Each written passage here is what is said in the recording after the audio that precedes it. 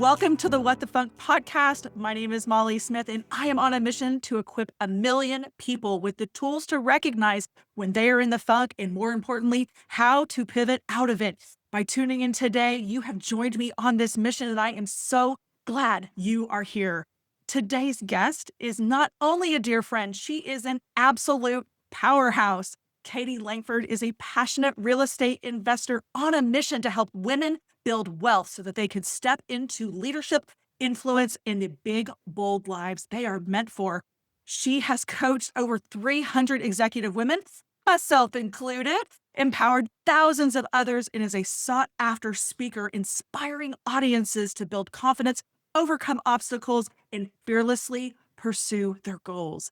Caytie is living proof of what's possible when you stop playing small, start owning your worth and your voice. And I can guarantee you this, she has not created that kind of success or impact without finding herself in a funk or two. Caytie, welcome to the WTF Podcast. Thanks, Molly. Oh my gosh. I just got so many goosebumps watching you do that introduction. I'm like, Aw, my friend, I've known you for so long and we've been through so much growth together. And yes, lady, girl. this is just thank you for bringing this podcast to life because it truly is going to impact so many lives. That is the goal. I'm so glad you're here. Hey, give us a glimpse into your world. What is energizing you right now? Yeah. So, what energizes me every single day is helping women. My definition of success is, am I inspiring, motivating, and impacting the lives of women? And as you know, it used to be in corporate America. First, I had my own corporate America experience, then I coached women. And now I am helping women who are running real estate investing businesses. And really, what I help them do is get aligned to building a business that is authentic to them, not authentic to some real estate guru or educator. Right. And right now, I'll tell you, Molly, the rooms that I'm sitting in, the places that I find myself, I am so energized by the possibility. And I am realizing that the possibility of what is real for me is bigger than I ever thought possible. Like it on one hand, it scares the crap out of me. And As on it the should. Yeah. right, as it should. And on Right. the other hand, it's like, oh my gosh, this is truly like this can happen. These things can happen. And so yeah, that's just filling me up with all good things right. I love it. I love it. Okay, so a little bit about where you are today. I want you to take us back to a chapter or a season in your life when you were in the funk. Take us back there. Yeah. So I'll actually tell you about the in the funk that I was most recently, although I love this idea of in the funk, right? A, it says that there's a way out of it, but B, like depending on what you're doing in life, if you're taking risks, you're going to be in a funk a lot more than you think you will. Absolutely. Yes, it is. Yep, absolutely. In 2020, I created what I thought was be my legacy business, my legacy brand. I was so proud of it. I was so excited about it. I was trying new things. I took on a partner who is a brilliant woman. I'm not certain that our partnership was the most brilliant idea just because we both had very different visions. But in the end, we actually pushed each other out of our comfort zones. I will say that. And we tried some big things in 2020 and 2021. 2022, things kind of started slowing down a little bit. It was like, what are we doing? Where are we trying to go? We were both making some big decisions. And one of the decisions that came to me was I had been coaching corporate women for almost 8 years. And I was bouncing up next to that 300 number. And I was like, I'm really tired. Yeah. Like I loved working with clients like you because we were always strategizing on how to get you promoted into the Yeah. next phase. But I was also coaching a lot of women who didn't like their jobs, didn't like their bosses, and needed a shift, right? They were Yeah. in the funk. They were Yeah. in. Yeah. And so at the end of 2022, I just said to our clients and to my former business partner, I don't want to coach anymore. And because that was the majority of our revenue, it really put a lot of things into question about what we were doing. And at the same time, my husband sold his business in September of 2022. And that was a business that he had started 20 years before. And it really was like the bedrock of our life. It was the one constant. Shockingly, we were together when he started it. We were just dating then, we weren't married, but like as I changed careers and as I did different things, the company was always there. Yeah. And so here it is, late 2022, early 2023. And I'm like, I have no idea what I'm doing. I don't think that my business is going to last.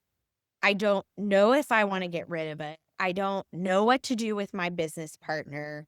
I don't know how to make money. And the thing that was truly the stabilizer, oh, it's gone. Like it's gone. And so it was really weird. So we were trying to untangle the other business. My former business partner and I were having conversations, which, if anybody's gotten into how do you untangle, how do you unwrap from a Yeah. business partnership, it can be a challenge. And she had just had a baby. And so she was very mindful, which I very much appreciate. She was mindful not to make a decision too soon because of postpartum stuff and All all the the things things. she was right, new mom Yeah. and all that. She was like, Yeah. I really need to give it some time. So we kind of like put things on hold and kind of laid it down. And at the same time as I was trying to figure out where I was going, my husband came to me and he said, I want to become a full-time real estate investor. We started investing in real estate in 2010, not our personal home, like rental. We've done rentals, we've done flips, we've done the whole thing. And I was like, you're insane, but okay, whatever. And so he did in March 2023. I was at the time cobbling together things. I had 2 consulting gigs. I had gone back to fundraising consulting. I was working for a big trade show. I was just doing random stuff just to be like, I don't know what the hell I'm doing. He came to me and he was like, hey, do you want to hang out in real estate investing? And I was like, I don't really know. I think this is kind of weird. But I will tell you, because I don't want to skip the thumb. I'll take us back there if we need to. Don't worry. Keep Hey, going. okay, because it was hard. And let me tell you, like, as I'm describing it, there was a lot of questioning partner, wrong, right, or indifferent. I don't want to, I'm so grateful for that experience, but like figuring it out, I had never let anybody into my world, into my entrepreneur world. So now I'm Yeah. like, shit, did I do the wrong thing? Right. And like, it was a lot of tears and stress and, oh my God, how am I going to make my car payment? Because now all of a sudden I don't have clients paying me. And it was, it was real hard. So we're talking about like we're upending Yeah. all your professional pursuits in a Yeah. relatively short amount of time. Shane's Yes. selling the business. The BWS is you're trying to figure out what to do next with that. Everything is being upended. So I Yeah. want to ask you in that season, give us the time, like how long of a time period are we Yeah. talking about?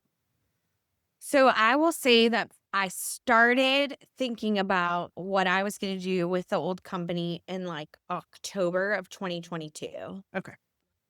Shane had sold his business in September, October 2022. I was like, I don't think I want to do this anymore.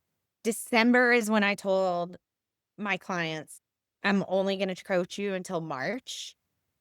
And But I'm out. really, I'd be happy if you said goodbye for this calendar year. Um, Shane had, as one does typically when you sell a business, you typically stay on for a while. So he stayed on until almost February, Okay. like almost the end of February, middle of February. So then also, my husband, who has worked every single day outside of the house, even during COVID, because he had a construction company and he was essential. Oh God, I hate that word, essential. So he like never was home ever. Then all of a sudden, like March 1st, he's like home every day. And Yeah. then I like don't have like I have no clients and I don't know what I'm doing. And I'm doing this consulting gig and I'm like, oh my gosh. And oh, by the way, while I'm doing this consulting gig, it is getting out that I am back in fundraising.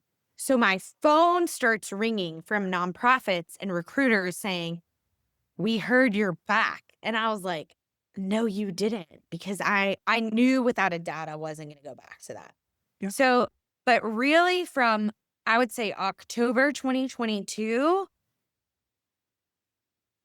to like really the end of 2023. And Okay. in, yeah. And in fact, in was it August of 2023? No, just kidding. Yeah, it was really the end of Okay. 2023, and that's when we were like, "Now we're gonna move and leave Dallas." And that's Like, it when was you a did your, yeah. So that period of time, that's a good chunk of time to completely upend your sources of income, your entrepreneurship, your passionate pursuits, especially ones that you thought were going to be the thing, like the thing you were going to yeah, ride out on the white horse on, right? And then your yeah, husband, who's always worked outside the house, is now at home. So you're both at home. You're trying to figure out the thing. So tell me, what did it feel like? yeah. So it felt like a lot of pressure, and I don't mean like Okay. pressure like, "Oh, I feel pressure." I mean like pressure in my body. Yeah. I mean like squeezing in my stomach. Yeah. I mean like tightening of my muscles. Like Yes.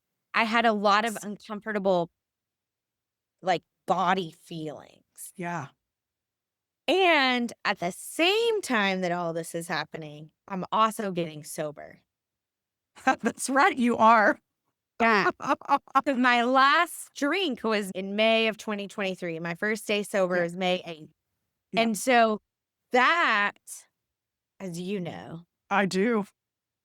because you were so vocal about your stopping and you influenced another one of our friends. And I reached out to both of y'all and I was like, how do I do this? How do I just leave alcohol?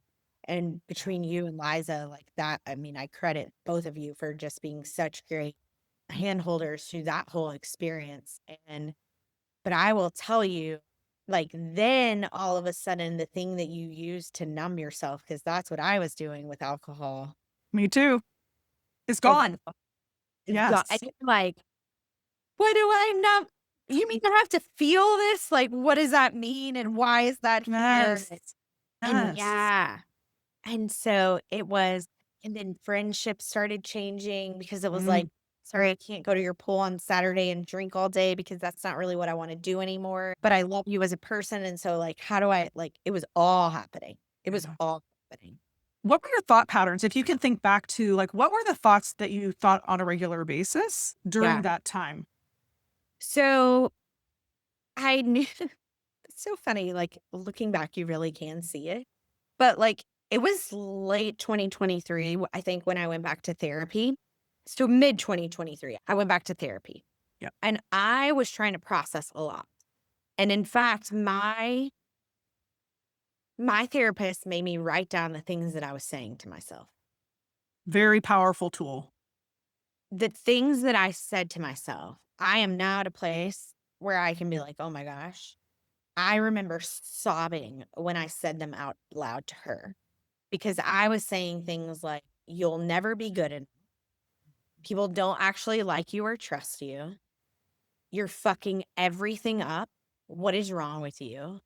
Like, I was the consummate beater upper of myself.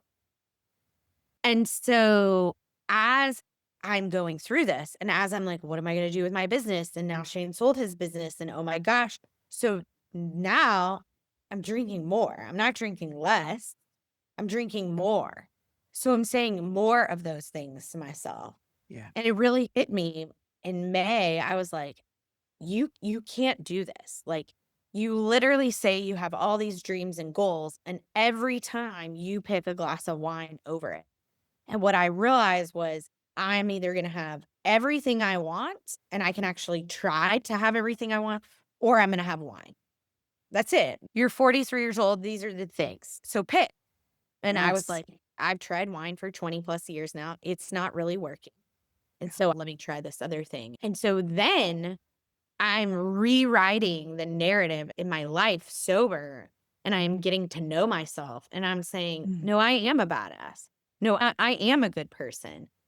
But when you don't have a depressant in your body all the time, you're You're like, feeling it. You're feeling all the things. oh, That is, crying up, yes, feeling all of it.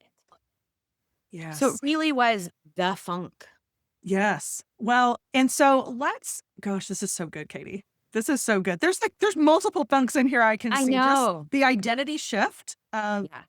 As women, as ambitious women, a lot of times we attach our identity to what we do, what we achieve, all of those things, and and our worth to those things as well. And we Yeah. all know that our worth is not tied to our achievement, Yeah. which should be a relief. But really embodying that and like telling and letting the nervous system know, like, you don't have to achieve in order to be good enough, to be worth it, to be worthy of the things that are a desire and a dream that you want to pursue in your life. Now, so that moment of I can either have everything that I want and dream and go after big, bold things, or I can have the wine. That feels like a very pivotal moment, right? When you faced those stark choices and you looked at it and you chose obviously the life you want and the dreams that you have and so forth. What was the next step you took after that? After you decided I'm Yeah. going to have to put the wine away. What was the next step you did? Yeah. So it was actually getting help. Okay. Right. Fabulous. Um, Yeah. yeah, which I am an eldest daughter. I am an eldest granddaughter. I am the eldest niece. I've got the whole thing down. Yeah. And I don't ask for help. I don't ask for help. And so for me, what help meant was I started using the reframe. And that app saved my life.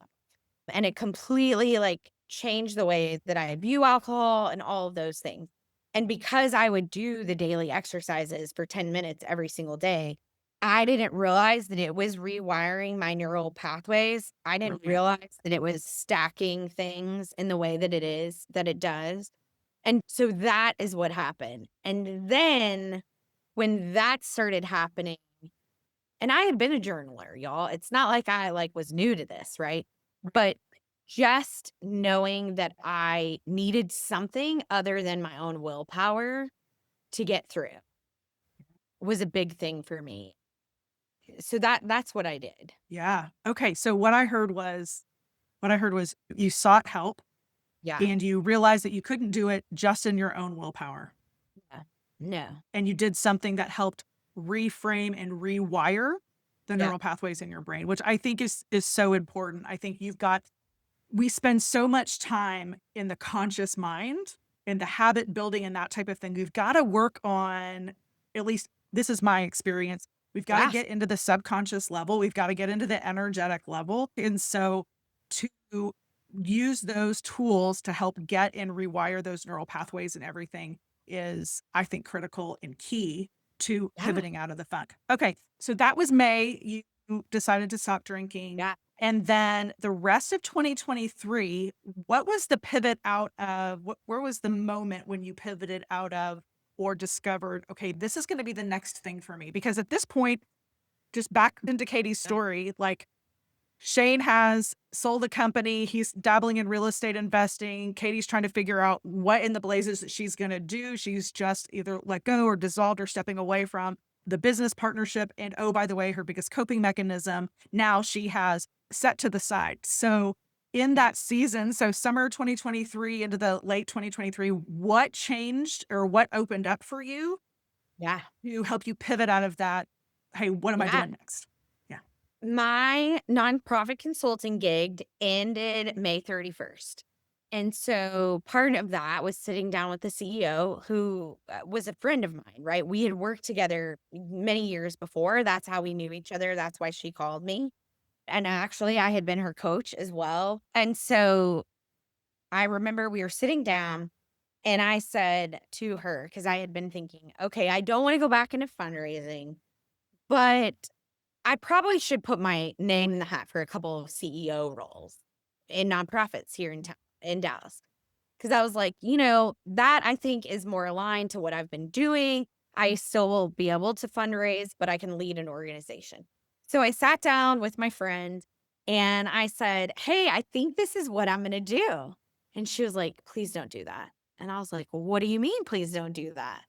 And she said, Caytie, she said, now, again, this is only a couple of years after COVID, and COVID took a real hard hit on nonprofits and specifically the employees at nonprofits because they just were just continuing to churn out and do great work. And at the time, donors were a little burnt out. Like it was just not a fun time. And I had already been in nonprofits after the '08 crash. So like I had been through hard stuff within the fundraising world. And she just said, I just think that you just set that aside for a minute. Set that aside. Keep looking at other things. And so a week later, I'm sitting down with another one of my girlfriends who I'd known for years, who also had come from the nonprofit world, but now she was doing some different stuff. And I said, hey, I really think that I'm going to throw my name in the hat for CEO, a couple positions. And she was like, no. And here are these two brilliant women, right? One was getting their PhD, the other was the CEO of a nonprofit. And they're like, no, don't do that. And my friend Whitney said to me, she goes, I think there's something else out there for you. And I think if you just stay the course, you're going to find it. And I was like, okay, I don't know what that means. So I jumped into real estate with Shane. And what is crazy is when I started going to these Zooms and we went to all these meetups in town and we were going to Dallas and Fort Worth and Plano and the whole thing. And I'm like, where are the women? Why are there so many men? Of course, I went down the rabbit hole and I was like, oh, that's because only 31.6% of real estate investors are women. And so by July, I was like, I got to fix this problem. And I started a call on a Monday night inside a bigger, larger mentorship that I was part of that I felt like the guy was ignoring women. And so I was like, hey, I'm going to start this call on Monday. 14 women showed up to that first call. And today we have 1,500 women in our Facebook group from coast to coast, Canada, Puerto Rico, every single state. I hosted that Monday night call for 2 years. We actually just put them on pause a couple of weeks ago.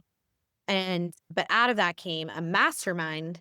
And so now I really hold hands and I'm the strategy partner to women who are like, because here's what happens in real estate investing, at least in this online education world, is that somebody says, yeah, I want to learn how to flip a house, buy wholesale, like whatever it is.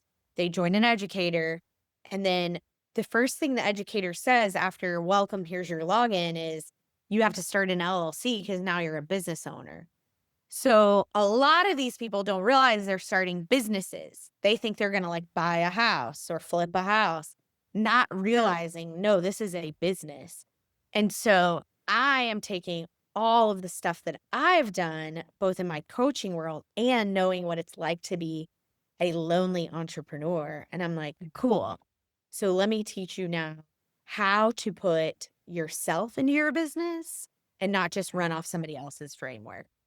And I freaking love it. Okay, so I'll tell you. So this is really a really beautiful story of spending a good chunk of time in the funk Yeah. and doing clearly a lot of inner work and Yes. reframing coping mechanisms and feeling the feels and doing some of that deeper work. But on the other side of that is something that you freaking love to do. I mean, It's amazing.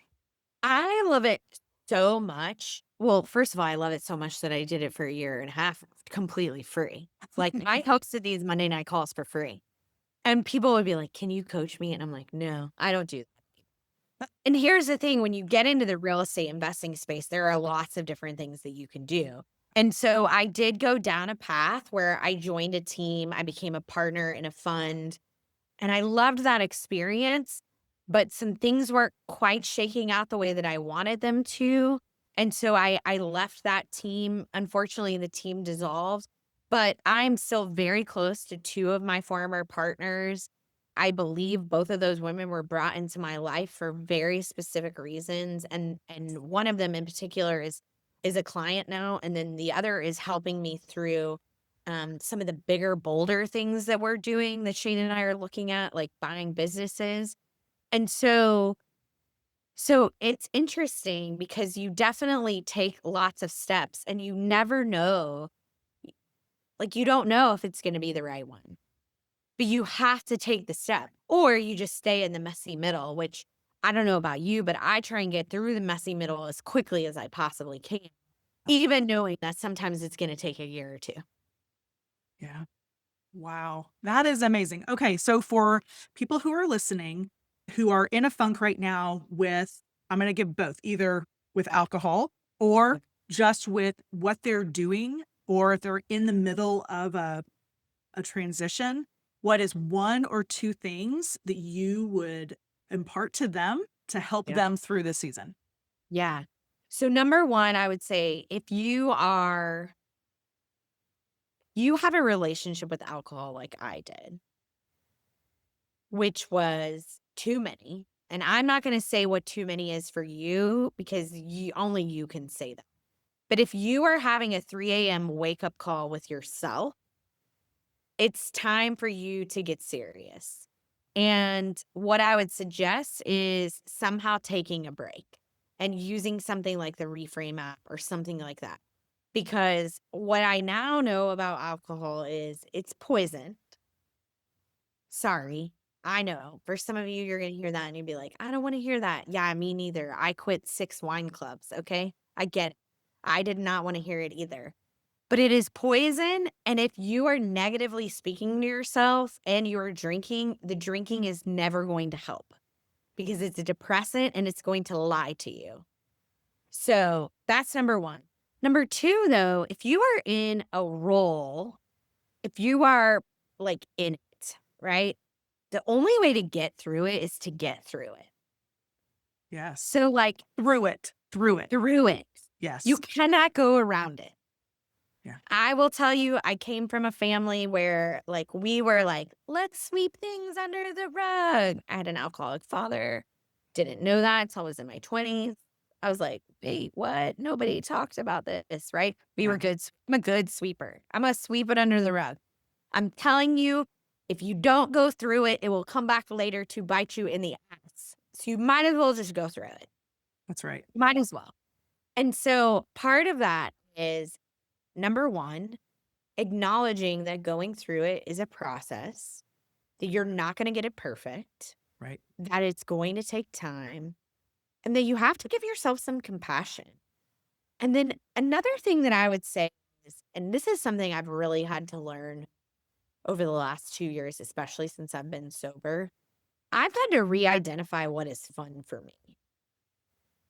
And I spend time doing things that are fun for me. That's right. I love antique shopping. So guess what? If it's a rough week, you better believe I'm going to be at an antique shop on a Tuesday morning. I just am. Or a Wednesday morning, right? Yeah. Because there's something about it that for me is really fun and exciting. And I love the hunt and it brings back memories of my grandparents or whatever. You Yeah. have to define what fun is for you and you have to put it in your life. Especially for those of us who are building businesses or building communities or building brands. You cannot always be in this season of sow and reap, sow and reap, sow and reap. The season of rest is so important. Yes. Any good farmer will tell you that there is a season where things look bleak, where there is nothing planted. And it sucks because you're like, especially in our capitalist industry, right? We're like, reap, reap, reap, reap the rewards. Yeah. No. If you're going to build something amazing, including your life, you have to have times where it's like, hey, nothing planted right now because I got to figure out what the next thing to plant is. That's right. to step back and reflect and be still. Yeah. I'm Yeah. just coming out of a season of that, and it was cringy to pause, Yeah. but there's so much gold in the pause. Love Yes. it. Yeah. Love it. And there's also, yes, that slowing down is so hard. It's so Yeah. hard, especially for those of us who are like, I have such big goals. I have big things to do. The other thing though to remember, like from the farming aspect, if you will, analogy, metaphor, I don't know which one it is. Mrs. Medina, if you're listening to this, so sorry that I got it wrong. Also, I know you told me I could call you Pat, but I'm never going to do it. Same. Okay. Yeah. Total inside joke. That's amazing. But here's the thing. There's also a time between you plant seeds before you harvest.